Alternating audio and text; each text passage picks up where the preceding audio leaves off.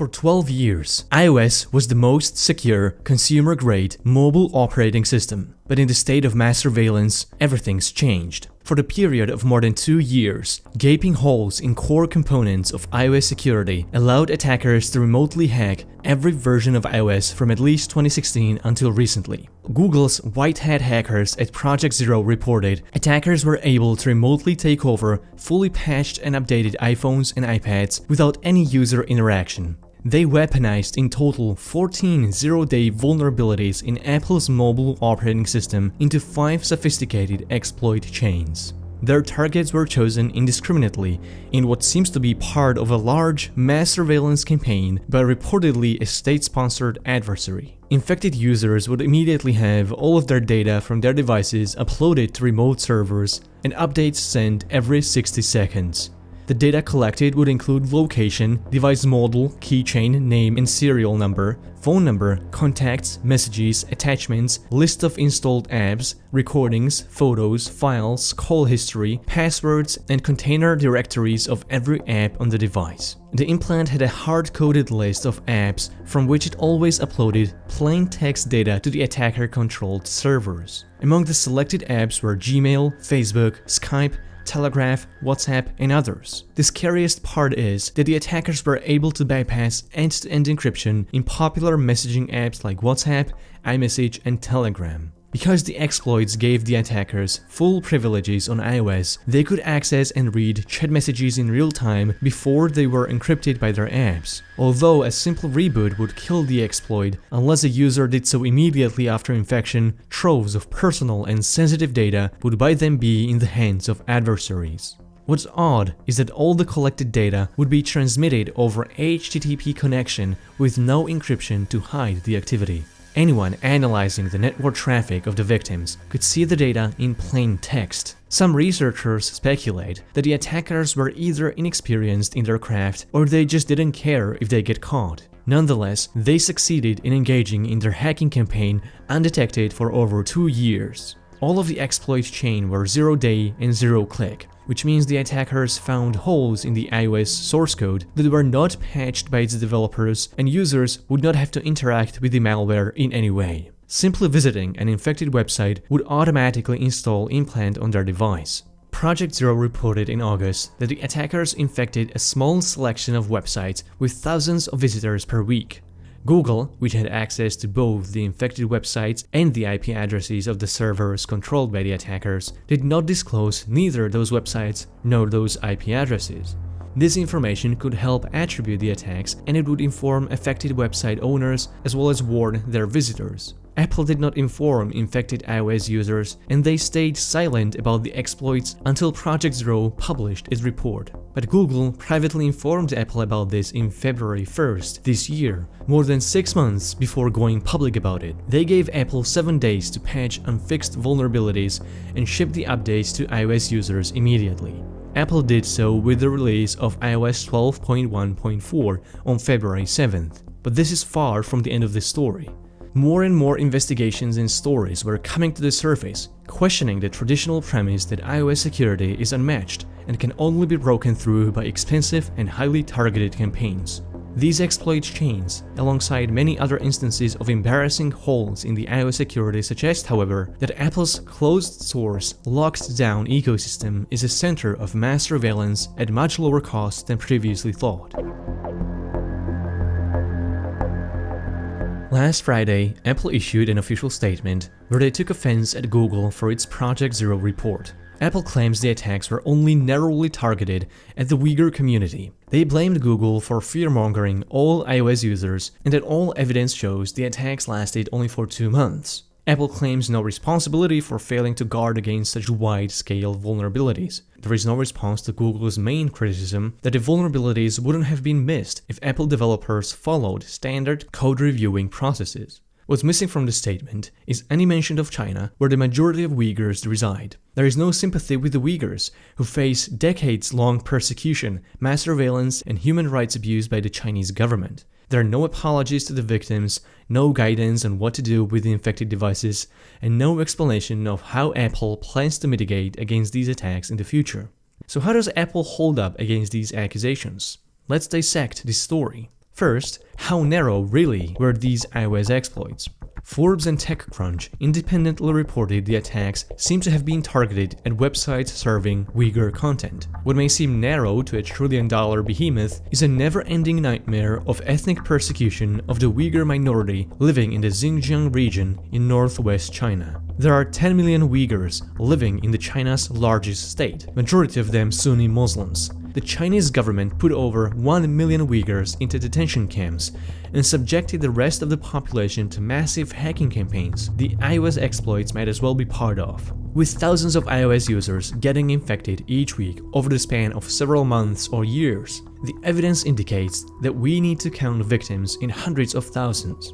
Even though Uyghurs might constitute a small number of iOS users for Apple, this was nowhere near a narrow, targeted operation, but rather a mass surveillance campaign focused on a geographical location and an ethnicity. But Uyghurs aren't the only ones in danger of being hacked. Any use of exploits in the wild poses a risk they fall into the wrong hands. US military commanders publicly acknowledged that their adversaries and targets can reverse engineer the tools used against themselves or someone else. A Chinese hacking group once acquired Windows exploits that had been weaponized by the NSA and used for surveillance. The Chinese were able to see the exploits in use by analyzing network traffic of one of the NSA's targets and re-engineer them for their purposes. This is the nature of cyber operations. The more exploits government agencies weaponize, the less secure the whole cyber environment is for everybody. Ironically, the mere existence of the National Security Agency is a security vulnerability. The iOS exploits have been in the wild for too long, at least 2 years. That's long enough for many malicious actors to spot the exploits, especially since they were used indiscriminately and over unencrypted connections. Many more state-sponsored adversaries have likely used these exploits around the world. Knowing this information, Apple should have launched a deep investigation into these tools and begin warning users who could have been affected. Instead, Apple's argument is that websites were infected only for 2 months and not 2 years, without showing any evidence for it. Even if it was true, we know that exploits have been in some way used from at least September 2016, and the attackers were supporting their exploit chains since at least iOS 10.0.1 until 12.1.4. Arguing that this was nothing more than just a limited campaign puts millions of iOS users at great risk. Apple remained silent on the main critique that their development processes were inefficient in safeguarding iOS security, and Google had a lot to say about this. The exploit chains were written contemporaneously with their supported iOS versions. This means the attackers were able to move onto a new exploit chain before vulnerabilities in the previous ones were patched. Google's analysis shows that at least 2 vulnerabilities used in the exploit chains were unpatched at the time of discovery in January 2019. Out of 14 vulnerabilities discovered, 7 were for Safari web browser, 5 for the iOS kernel, and 2 separate sandbox escapes. While the first 2 exploit chains only lasted through iOS 10, Google argues at least 3 of the 5 exploit chains could have been avoided. The third exploit chain stemmed from a bug Project Zero says could have been discovered by a simple unit test or a code review. Ironically, the vulnerability was found in Apple's IPC mechanism, which they marketed as a security boundary that poses little to no harm if exploited. As it turns out, exploiting XPC bugs allows attackers to target any process which uses it, and XPC is riddled with those bugs. The fourth exploit chain also weaponizes an XPC sandbox escape and a kernel bug, which the report argues to be just as easy to find and exploit. These 2 vulnerabilities were still unpatched at the time of discovery in 2019. The final vulnerability in the exploit chain 5 was introduced because back in 2014, Apple implemented vouchers, a new and unfinished feature that Google says never even worked. Any attempt to use this feature would have caused kernel panic, and the phone would immediately crash. This means that a feature was never called during testing, code review, development, or production. This bug was publicly known since November 17, 2018, when a hacker, sorry my bad, used it to try to win $200,000 bounty competition. Another researcher, Brandon Azad, independently discovered and reported this issue to Apple on December 6, 2018. It still took Apple over 2 months to finally patch it on January 22, 2019, but it wasn't until the iOS 12.1.4 release on February 7th when it finally reached users.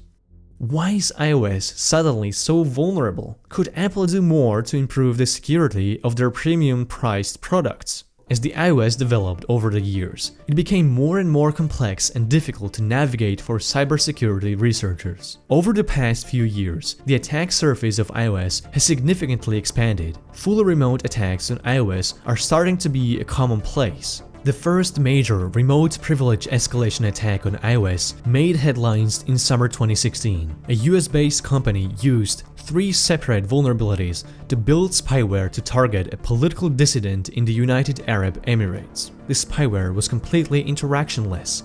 If you received a malicious message through iMessage, without opening it, you would immediately give adversaries access into your iPhone. The exploit could access users' messages, calls, emails, contacts, calendar, and unencrypted data from WhatsApp, Viber, Gmail, Facebook, and others. The exploit would automatically update itself to stay supported alongside iOS versions, and researchers think that it's still used against iPhone users throughout the world. Earlier this summer, Project Zero was evaluating the remote attack surface of the iPhone and found a total of 10 vulnerabilities, most of them in iMessage. iMessage has a very complex source code, a lot of which contributes to the app's attack surface, carries no benefits to users. At the Black Hat Security Conference in Las Vegas, researcher Natalia Silvanovich presented several zero-click iMessage exploits, some of which were still zero-day at the time. It was revealed that iMessage was still vulnerable to fully remote, interactionless takeover through malicious messages, just like it was in 2016.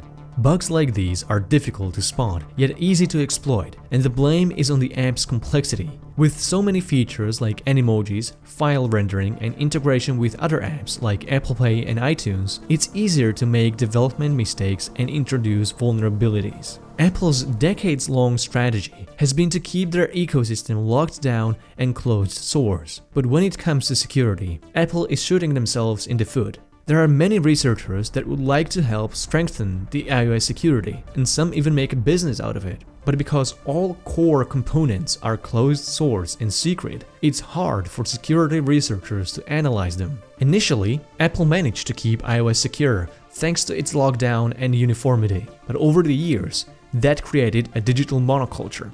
If somebody finds an exploit chain for iOS, chances are it will work on all iPhones running that version of iOS. Android, that has traditionally been mostly open source, used to be riddled with bugs and severe security issues. But its security vastly increased in recent years because its open architecture invites more eyes to review and improve the source code. Android, while still having a stockpile of its own vulnerabilities, mitigates the problem of universal exploits through diversity of the ecosystem. Almost every brand of smartphone ships somewhat modified version of Android, and an exploit working on one phone could be completely useless on another. The walled garden design is a clever business strategy and it's convenient for users, but it also puts all their eggs in one basket. Apple makes it difficult or impossible to change or delete many of the default apps. Users cannot diversify their devices enough, and this uniformity of Apple users simplifies the job for the attackers. All of this manifests itself on the market as well. There are businesses who are brokering exploits on various software and operating systems. One such malware broker, Zerodium, now offers to buy an interactionless zero-day exploit on Android for $2.5 million, while the equivalent on iPhone costs $2 million. The supply of iPhone zero-day exploits is growing so rapidly that for the first time in history, the market is willing to pay more for Android exploits than iOS. The broker says they even had to refuse some iOS exploits because the markets were so flooded with them. Zerodium also decreased rewards for one-click exploits on iOS from $1.5 million to $1 million. The primary clients of malware brokers are governments and state-sponsored adversaries. The FBI once broke into a terrorist's iPhone that Apple refused to build backdoor for by purchasing a zero-day exploit from a grey hat hacker. It is speculated that the Chinese attackers could have also acquired the iOS exploits from some of these malware brokers. But for the longest time, Apple has been offering far less for securing their products than the rest of the market. At the time of the 5 exploit chains, Apple offered only $200,000 for zero-click full-chain kernel exploits when brokers and governments offered to pay several times more. Experts on operating system security are very rare, and their talents are highly valued. The calculus for such a researcher is rather straightforward. Be ethical and get a minimal reward for your time by reporting exploits to Apple, or get paid several millions for the same work and somehow rationalize that the people who you sold it to might use it against innocent civilians. Apple is primarily responsible for securing products they are selling to millions of customers worldwide. Many of the exploits could have been avoided if Apple followed rigorous code reviewing and unit testing procedures that would have revealed those bugs to developers before they were abused by malicious adversaries and not afterwards. Give your developers more legroom to make sure the code they're working on is not unnecessarily expanding the attack surface of the system. Creating a monoculture of a closed source ecosystem exposes Apple customers to a great risk of cyber attacks. If Apple cares about its customers, at Apple, we put the customer at the center of everything that we do. Openness is the way forward. You can only hide your source code from the people with good intentions. Malicious actors will always find a way around.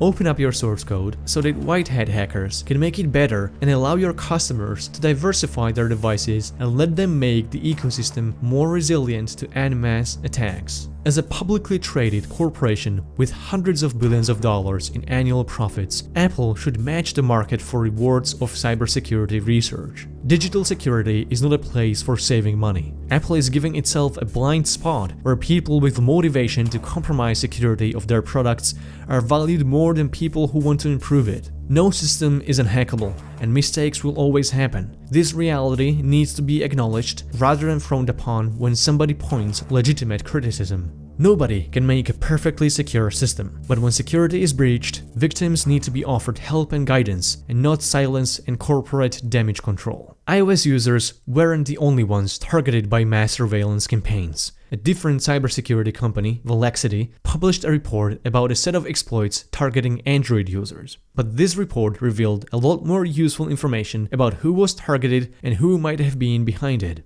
The hacking campaign targeted 11 websites serving Uyghur and Turkestan-related content. All of these websites are banned in mainland China, which means the campaign likely targeted Uyghurs living abroad. The attacks on Android were slightly different than the ones on iOS. They didn't remotely take over all of the data on the device. Rather, the exploits exfiltrated mostly identifiable information about the device and its user, and not necessarily messages from end-to-end encrypted apps. However, this information is vital in further identifying and attacking their targets. The attackers were able to spoof domains of Google, the Uyghur Academy, and Turkestan Times to avoid network detection. They would compromise targeted websites and infect them with malicious code, mostly through iframes. Iframe is basically website embedding. It's a useful tool when you want to serve content from other websites without redirecting your visitors away from your domain. A YouTube video embedded in a blog post is a classic example of an iframe. In this case, the iframes would be invisible. In this particular example, it has 0 pixels in width and height, and it appears legitimate by replacing the letter I with lowercase l. The code would then target Chrome browser on Android and install an implant on the device. What's oddly similar to the iOS exploits is that the Android malware would also not stay on the device, nor would it extract any further information. This could mean the campaign was just scanning for their targets and future exploitation can be expected. Another striking similarity with the iOS campaign is that all compromised data was transmitted over unsecured HTTP channel. This is a useful hint because Velocity attributes these attacks to at least 2 China-based hacking groups. While it still remains unclear who specifically was behind the iOS attacks, it seems the Chinese government is the only adversary with enough motivation and resources to target Uyghur iOS and Android users. It seems like from what we know, these same websites could have been used for the iOS exploits as well, although a clear evidence for it is yet to be provided. And probably most of the malicious code was also vectored in through iframes. If that is true, then defending against this attack vector is quite easy for a user of any operating system. Iframes can be easily blocked by a range of browser extensions. The easiest method is to use uBlock Origin. Enable Advanced User Mode in the settings, and then make the rectangle next to third-party frames red. Click the padlock to make the change permanent, and uBlock Origin will from now on block all iframes by default. It will also allow you to graphically see what network requests are being made on the websites you're visiting. If you want to be extra secure, you can block all third-party requests and especially block all JavaScript. I highly recommend doing all of that, but the least you should absolutely do is to block iframes. If you end up blocking content that you want to see, such as embedded YouTube videos, you can easily set no operation by turning rectangles next to those domains gray. Another easy solution is to block all unencrypted traffic. It's 2019. If there is any website that uses HTTP rather than encrypted HTTPS tunnel, you should not go to that website. Install HTTPS everywhere and set it to block all unencrypted traffic. You will get a warning before you can access an encrypted website, which you can locally disable, but at that point you should ask yourself, what are you doing on that website? Doing these steps doesn't make you unhackable, nothing does. But the market for browser-based, fully remote, privilege-escalating exploits is booming. If you efficiently block all scripts by default, then you cannot be attacked through this vector. I will leave you with a quote from Ian Beer, a security researcher at Project Zero. To be targeted might mean simply being born in a certain geographic region or being part of a certain ethnic group. All that users can do is to be conscious of the fact that mass exploitation still exists and behave accordingly, treating their mobile devices as both integral to their modern lives, yet also as devices which, when compromised, can upload their every action into a database to potentially be used against them. Stay vigilant.